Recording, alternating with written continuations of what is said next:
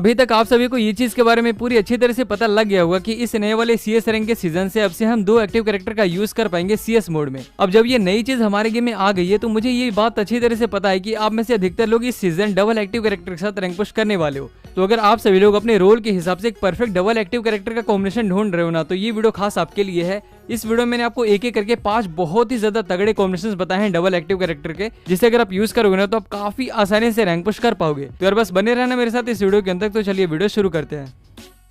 Okay, तो हमारा जो सबसे पहला कॉम्बो वो है एग्रेसिव रशर्स के लिए। इसमें आपको होमर और तात्सुया का यूज करना है। सबसे पहले होमर की वजह से जैसे ही आपका ड्रोन किसी भी एनिमी को हिट करता है ना, तो उस एनिमी का movement speed and firing rate काफी ज्यादा कम हो जाता है एंड इसी के साथ उसको 25 का डैमेज भी पड़ जाता है, जिसकी वजह से 5 सेकंड्स के लिए वो एनिमी कुछ भी नहीं कर पाता है। अब इसके बाद तात्सुया की वजह से कुछ ही सेकंड्स के लिए आपका स्प्रिंटिंग स्पीड काफी ज्यादा तेज हो जाता है, जिसकी वजह से आप फ्लैश की तरह एकदम से काफी तेजी से एनिमी के ऊपर रश कर सकते हो। इस अपडेट में तात्सुया को और भी ज्यादा पावरफुल कर दिया गया है। अभी अगर आप तात्सुया का यूज करते हो ना, तो अपडेट के बाद आप इस कैरेक्टर की एक्टिव स्किल को 2 की बजाय 3 बार यूज कर पाओगे। अपडेट के पहले देखो, जब आप एक बार एक्टिव स्किल यूज करते थे ना तो 5 सेकंड का गैप आ जाता था, बट अभी एक बार एक्टिव स्किल यूज करने के बाद आपको सिर्फ 1 सेकंड का गैप मिलेगा। फिर आप दूसरी बार तीसरी बार इस कैरेक्टर का एक्टिव स्किल यूज कर सकते हो। अब जब आप होमर एंड तात्सुया का यूज करोगे ना, तो जैसे ही आपका ड्रोन एनिमी को हिट करेगा ना, तो उसका movement speed and firing rate कम हो जाएगा। फिर आप जल्दी से तात्सुया का यूज करके उसके ऊपर रश करके उसे खत्म कर सकते हो। अब इसको जो सेकंड कॉम्बो, ये सबसे ज्यादा डेडलीस्ट कॉम्बो होने वाला है CS रैंक में 2 एक्टिव कैरेक्टर का।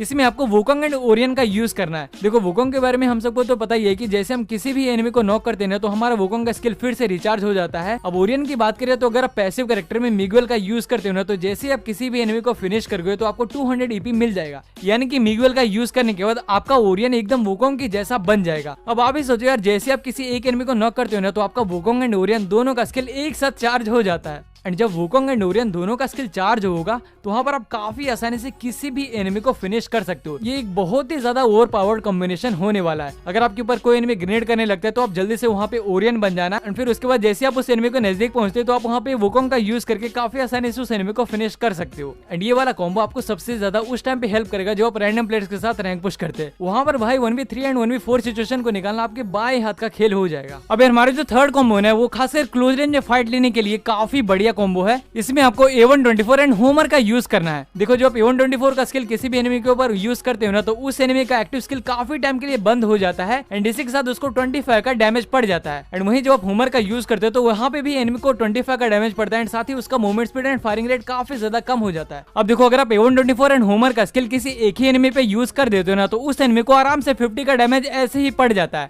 एंड ऊपर से उस एनिमी का स्किल ब्लॉक हो जाता है, ना ही वो ठीक से फायर कर पाता है, ना ही वो ठीक से मूवमेंट कर पाता है। तो वहां पर अगर आप काफी आसानी से क्लोज रेंज में उस एनिमी को फिनिश कर सकते हो। अब यहाँ पे मैं आपको एक और चीज बता देता हूँ, अगर आपके स्क्वाड में चारों बंदे इसी कॉम्बो का यूज कर रहे हैं, यानी कि A124 प्लस होमर, तो यहाँ पे आप बिना फायर किए हुए ही एनिमी को 200 प्लस का डैमेज दे सकते हो। एंड अगर सामने के चारों एनिमी एक ही जगह पे हैं, तो बिना कोई बुलेट फायर किए हुए आप उस राउंड को जीत जाओगे। और फोर्थ कॉम्बो में आपको यूज करना है क्रोनो के साथ दिमित्री का स्किल। इस अपडेट में दिमित्री कैरेक्टर को भी थोड़ा पावरफुल कर दिया गया है। अगर आप इसका एक्टिव स्किल यूज करोगे ना, तो ये कैरेक्टर 12 सेकंड तक आपको हर सेकंड 10-10 HP देते रहेगा, यानी कि आपको वहाँ पे 120 HP मिलने वाला है। अब एक चीज का आपको बहुत ज्यादा ध्यान रखना है, अगर आप दिमित्री कैरेक्टर को लेकर गेम प्ले करते हो ना, तो आपको पैसिव स्किल में थीवा कैरेक्टर को जरूर से रखना है, क्योंकि इस अपडेट के बाद थीवा कैरेक्टर की भी एबिलिटी काफी ज्यादा बढ़िया हो गई है। अगर आप अपने किसी नॉक वाले टीममेट के पास दिमित्री कैरेक्टर छोड़ दोगे ना, तो वो बंदा एक ही सेकंड में रिवाइव हो जाएगा थीवा की वजह से, क्योंकि इस अपडेट के बाद थीवा की वजह से रिवाइव करने का स्पीड 70% ज्यादा बढ़ जाएगा। आपका जैसे ही कोई टीममेट नॉक होता है तो वहाँ पर आपको फटाक से दिमित्री का यूज करके क्रोनो का शील्ड लगा देना है, फिर काफी आराम से आपका वो टीममेट रिवाइव हो जाएगा। तो जब आपके सभी स्क्वाड मेंबर्स एक साथ क्लोज होकर खेलेंगे ना, तो ये वाला कॉम्बो आपको काफी ज्यादा हेल्प करने वाला है। अब इसके बाद लास्ट कॉम्बो में आपको वुकोंग एंड होमर का यूज करना है। ये अगेन एक बहुत ही ज्यादा बैलेंस कॉम्बो होने वाला है एंड खासकर रशर्स के लिए काफी ज्यादा हेल्पफुल होने वाला है। आपको सबसे पहले तो एनिमी के ऊपर होमर का स्किल यूज करना है। जैसे ही ड्रोन उसको हिट करता है ना, तो आपको जल्दी से जाके वहाँ पे वुकोंग बन के उसको फिनिश कर देना है। अब इसके बाद अगर आप चाहो तो वुकोंग के साथ तात्सुया का भी यूज कर सकते हो, ये भी काफी बढ़िया कॉम्बिनेशन हो जाएगा। तो यार ये थे 5 एक्टिव कैरेक्टर्स के कॉम्बो, जिसे अगर आप यूज करते हो अगले सीजन तो आपको बहुत ज्यादा हेल्प करेंगे रैंक पुश करते टाइम। अब अगर आपको ये वीडियो अच्छा लगा तो इसे एक लाइक जरूर कर देना। अगर आप हमारे चैनल पे नए थे इसे सब्सक्राइब कर लेना। तो तब तक के लिए बाय बाय, मिलते हैं एक और वीडियो में।